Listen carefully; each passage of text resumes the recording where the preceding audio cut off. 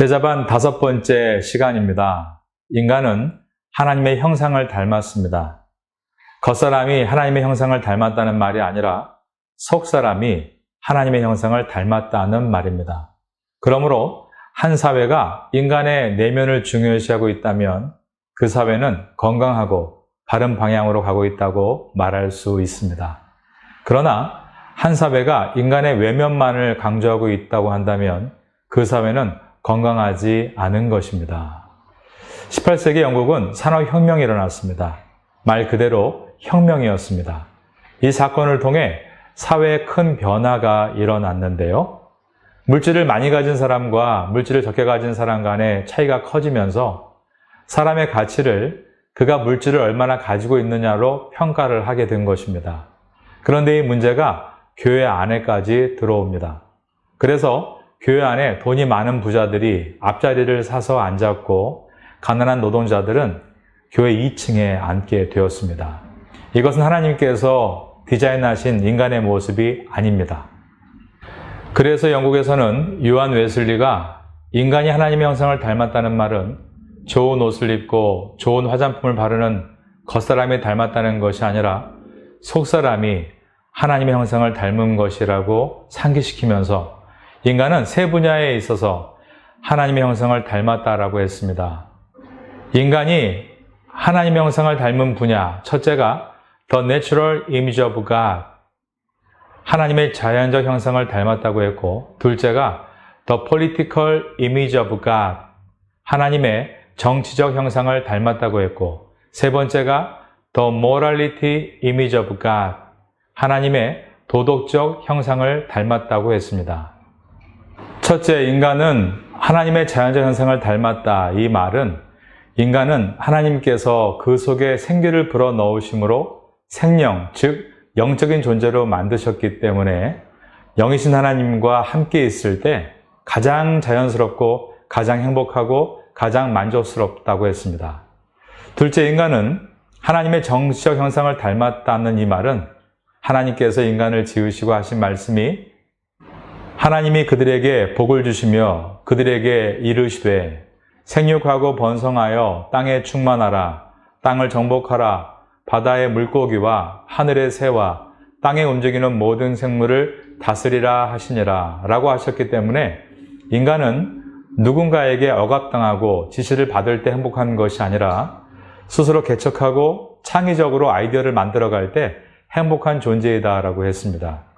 세 번째, 도덕적 형상을 닮았다는 말은 인간은 선과 의를 추구할 때 행복한 것이지 악과 불의를 추구해서는 결코 참된 행복에 도달할 수 없다고 설명했습니다. 이제 이 세 가지를 하나하나 다뤄보도록 하겠습니다.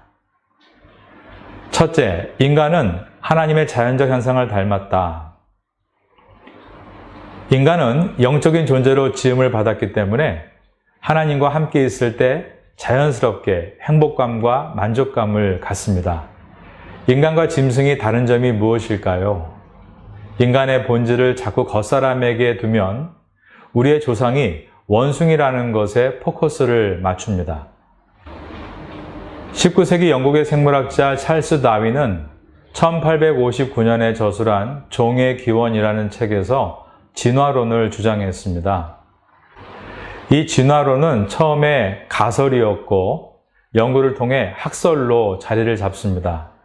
그러나 그것이 정설이 되기 위해서는 100% 완벽한 진리가 성립돼야 합니다. 부분 진화는 분명한 증거가 있습니다. 영국이 산업혁명 때 대기가 심하게 오염되자 가지 나방의 색깔이 검게 변했습니다. 새들에게 잡아먹히지 않기 위해서 석탄과 같은 색으로 진화한 것이죠. 그랬다가 대기 오염의 최악의 상황이 지나고 나서 다시 나방의 색깔이 회색으로 진화하기 시작했습니다. 그런데 인간이 아메바에서 시작해서 원숭이를 거쳐서 현재 모습이 됐다고 하는 주장은 학설이지 결단코 정설이 아닙니다. 그런 주장과 연구가 계속되고 있는 것이죠. 그런데 19세기에 다윈의 종의 기원이라는 이론 때문에 그 당시 영국의 수많은 젊은이들이 교회를 떠났습니다. 그런데 인간의 가치가 겉사람에 있는 것이 아니라 속사람에게 있다는 성경의 가르침을 가지고 보면 인간과 원숭이는 결코 이어지지 않다는 것을 알게 됩니다. 아마존의 눈물이라는 다큐의 모습입니다. 브라질 아마존 중남부 지역에 위치한 와우라족을 영상에 담았는데 1884년에 서구 문명이 들어와서 그들은 콜라도 마십니다. 그런데 자기들의 전통을 그대로 유지하면서 지금도 옷을 입지 않고 살고 있습니다. 그래서 그들이 밀림에서 짐승을 잡기 위해 돌아다닌 것을 보면 인간인지 원숭이인지 잘 구분이 안 갈 정도입니다. 그런데 인간과 짐승이 다른 점은 인간만이 신께 예배한다는 것입니다. 미개한 아마존의 사람들도 짐승을 잡았을 때 신의 은총이라고 믿으며 11조를 드리듯 감사의 제사를 드립니다. 그러나 인간과 DNA가 가장 가깝다는 원숭이는 바나나 한 덩이를 주었다고 해서 감사의 제사를 드리지는 않습니다. 이 땅의 피조물 중에 인간만이 신께 예배를 드리는 것이죠. 그 이유는 인간만이 하나님께로부터 영적인 존재로 지음받았기 때문입니다. 모든 짐승을 하나님이 흙으로 지으셨습니다. 창세기 2장 19절입니다. 하나님이 흙으로 각종 들짐승과 공중의 각종 새를 지으시고 아담이 무엇이라고 부르나 보시려고 그것들을 그에게로 이끌어 가시니 아담이 각 생물을 부르는 것이 곧 그 이름이 되었더라. 그런데 오직 인간만이 흙으로 지으시고 생기를 그 코에 불어넣으셨습니다. 창세기 2장 7절입니다. 여호와 하나님이 땅의 흙으로 사람을 지으시고 생기를 그 코에 불어넣으시니 사람이 생명이 되니라. 그렇기 때문에 들짐승과 인간이 겉모습, 즉 흙인 부분은 비슷한 곳이 있습니다. 눈도 있고 코도 있고 귀도 있습니다. 그러나 그것이 하나님의 형상을 닮은 것이 아니라 인간의 속사람인 영적인 부분이 영이신 하나님을 닮은 것입니다. 그러므로 인간만이 하나님께 예배를 드립니다. 예배는 영적인 의식입니다. 모든 피조물들도 하나님을 찬양하는 것은 분명합니다. 나무가 바람에 흔들리는 것도 하나님을 찬양하고 있는 것이죠. 그러나 스스로 의지를 가지고 스스로 자각하면서 찬양하고 예배드릴 수 있는 존재는 오직 인간뿐입니다. 유튜브에 보면 기도하는 개에 대한 동영상이 있는데요. 이것은 개가 인간처럼 영이 있어서 하나님을 인식하고 기도하는 것이 아니라 주인의 명령을 숙달해서 두 발을 모으고 있는 것이죠. 요즘 경제적으로 풍요해지니까 유럽 사람들과 같이 집안에서 명품개를 키우시는 분들이 참 많아졌습니다. 우리나라가 1988년 88올림픽을 개최하려고 할 때 유럽의 신문들이 한국을 이렇게 비하했습니다. 개를 먹는 야만적인 나라에서 유럽의 상징인 자유와 평화를 수호하는 올림픽을 개최하는 것은 안 된다. 그래서 그때는 눈치 보기 바빠서 그 당시 많은 개고기 파는 데를 단속하고 개고기집 주인들이 수난을 겪었던 일이 있습니다. 그러나 세계 여러 학자들의 말을 들어보면 생각해 봐야 할 것이 있습니다. 유럽은 목축업이 발달했죠. 그래서 개들은 양이나 소를 지키는 일들을 감당하는 가축이었습니다. 그런데 19세기의 산업혁명을 거치면서 마을에서 목축업이 사라지고 모두가 공장지대로 바뀌게 됩니다. 그러면서 개들의 역할은 양이나 소를 지키는 일에서 집을 지키는 역할로 바뀌면서 개가 집 밖에 있다가 집 울타리 안으로 들어오게 되었습니다.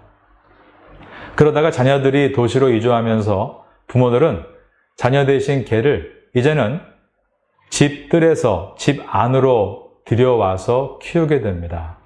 목적은 외로움을 달래는 것이었는데요. 이 목적은 감정을 나누는 목적으로 발전합니다. 그래서 애완견이라고 부르게 됐습니다. 사랑해주고 아프면 병원도 데려가고 밥도 먹다 남은 밥을 주는 것이 아니라 직접 밥을 해서 제대로 인간처럼 먹이고 그러면서 한 가족이 되어 갔던 것입니다. 그런 반면 동북아시아의 나라들, 우리나라나 중국 같은 경우는 농경 문화입니다. 농경 문화다 보니까 육질이 부족한 관계로 산에서 꿩을 비롯해 닭, 토끼, 개까지 거의 대부분의 짐승을 부족한 육질의 음식을 보충하는 것으로 이용했습니다. 그러므로 이런 문화와 환경의 차이도 우리가 생각을 해봐야 하는 것입니다. 제가 어느 교회 부모설에 있을 때 청년부 담당이었었는데요. 청년부 예배를 마치고 한 남자 청년을 그 집까지 픽업해 주었는데 그 아파트 입구에 들어서는데 그 청년 어머니로부터 청년에게 전화가 오는 것이었습니다. 청년의 어머니는 저희 교회 집사님이셨는데요. 목사님 같이 계시냐 확인하시더니 그래서 청년이 그렇다고 하니까 잠시 목사님께 기다려달라고 말하는 것이었습니다.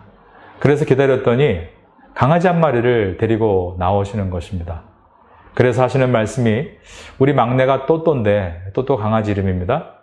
강아지가 나이가 많이 들어서 백내장이 왔는데 목사님이 좀 안수를 해달라고 부탁을 하시는 것이었습니다.